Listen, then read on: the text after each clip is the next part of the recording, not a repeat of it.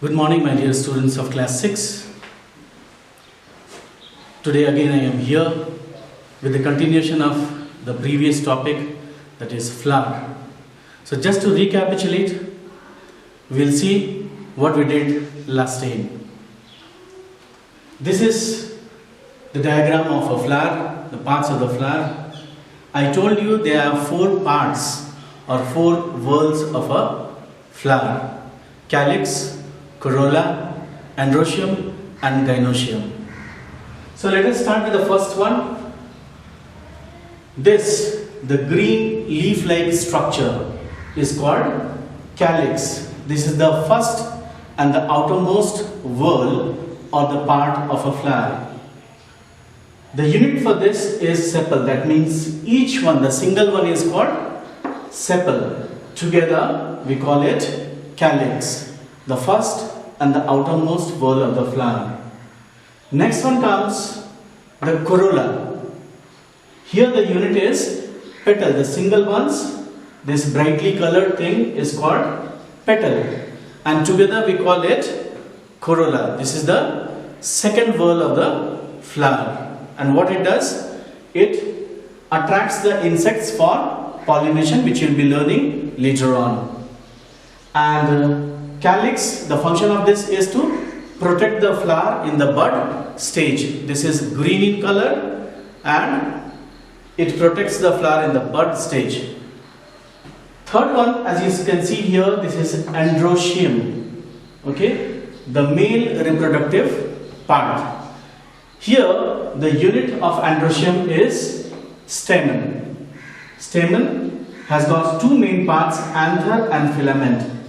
This one, the tip of this, which is bilobed, this is called anther, and this tube-like structure, is called filament. Together, anther and filament, we call stamen, which is the part of Androshim, the male reproductive part.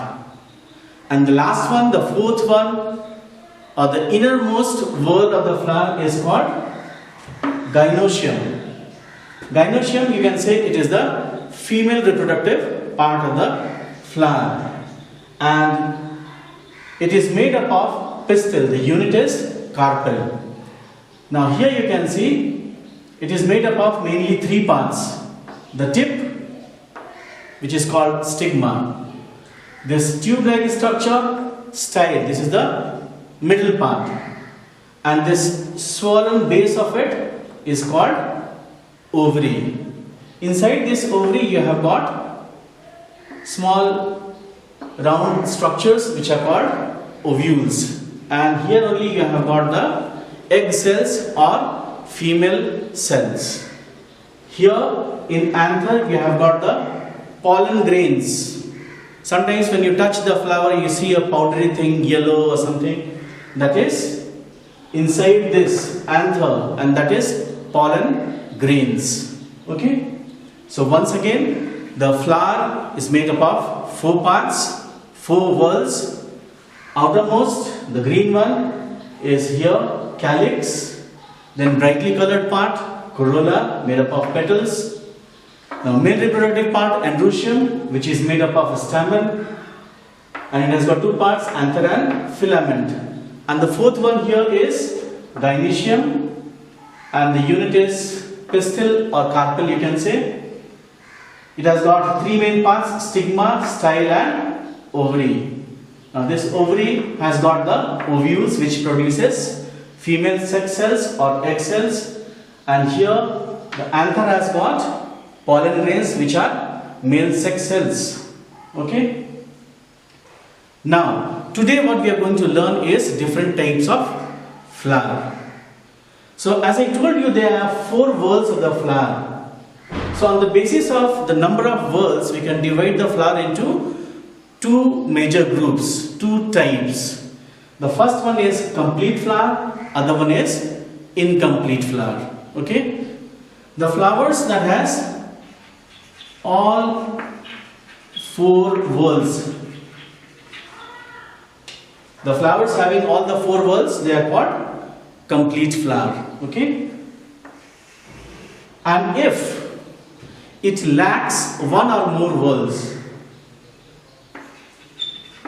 Lacks one or more whorls or parts, it is called incomplete flower. Now here all the four, Calyx, Corolla, Androshim and Gynoecium, all the four are present, complete flower. And if any one of these is missing, suppose Androshim is not there, or Gynoecium is not there, or Calyx, or Corolla, anything is missing, that is called incomplete flower. Okay? Did you understand what is the difference between complete and incomplete? Complete means having all the four whorls, and incomplete means if it lacks any one of these, any one of the four whorls, if it is lacking, it is called incomplete flower.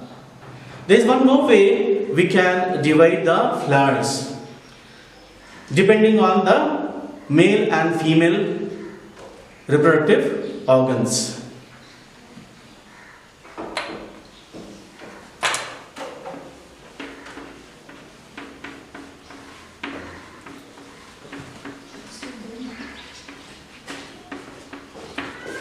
Bisexual flowers.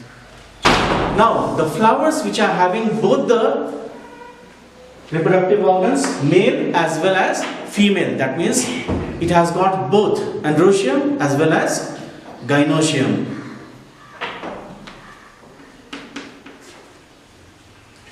Having both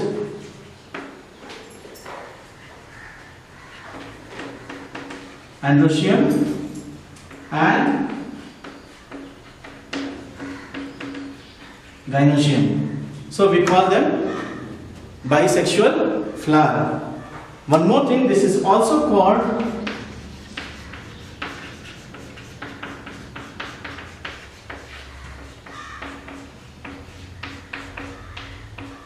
hermaphrodite flowers. The other name of bisexual flower is hermaphrodite flowers. Just opposite to it, we have got unisexual flowers.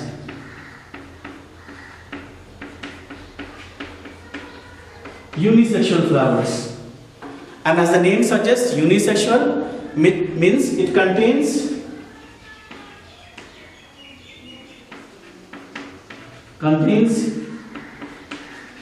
either Androshim or Gynoecium. That means either male part or the female part. Okay, bisexual means it is having both Androshim and Gynoecium. Unisexual means either it has got Androshim or it has Gynoecium. And for your information, if it has got the male part only, that means if it has got Androshim only, it is called staminate flower. Staminate flower. If only male part is there, it is called staminate flower, and if it has got female part, it is called pistillate.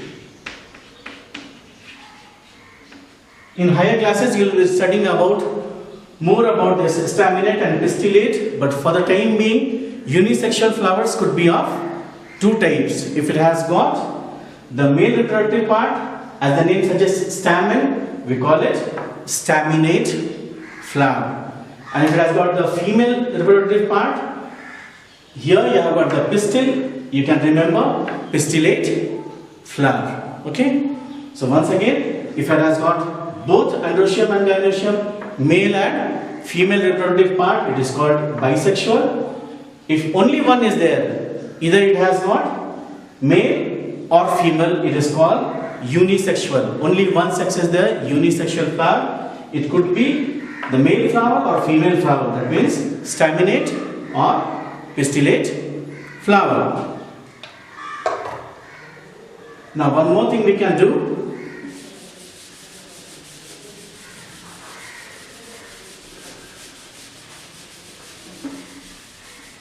Just now I was talking about bisexual and unisexual.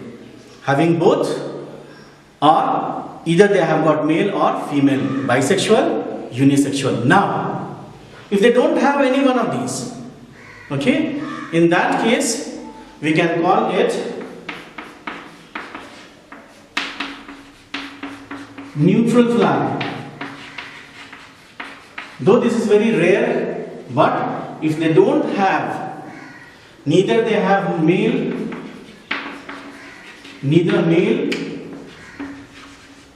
or female reproductive part. If they don't have male or female reproductive part, we call them neutral flowers. They are also called sterile flowers. Okay. Now, example for sterile flowers or neutral flowers are begonia and willow. Now, other day I told you about the function of the flower. What is the main function of the flower? It is reproduction, right? Now, next class we will be studying about this reproduction. I'll just give a few points so that we can start the class from there. And that is function of a flower. Here you can say it is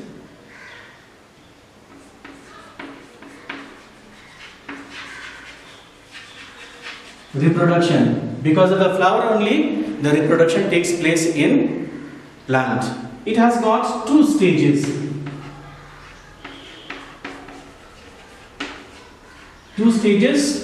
And you can call them, the first one is pollination, the first one, and the second one is called fertilization.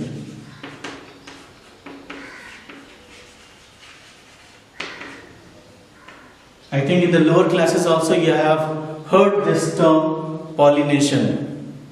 Okay? What is pollination? It is the transfer of pollen grains from anther to stigma of the same flower or another flower. Once again, here you can see, what is this? Anther. And I told you inside this it has got pollen grains, right? So these pollen grains, if it transfers from anther, it goes to stigma. This process is called pollination. So it could be in the same flower, it could be with other flower. That means from here it might go to another flower. Okay. So definition for pollination is, it is the transfer of pollen grains from anther to stigma. Once again, types of flowers, there are two types, complete and incomplete. Complete means it has got all the four whorls. Example, rose, sunflower, lily, etc. Incomplete flowers, these are the flowers, they lack one or more whorls.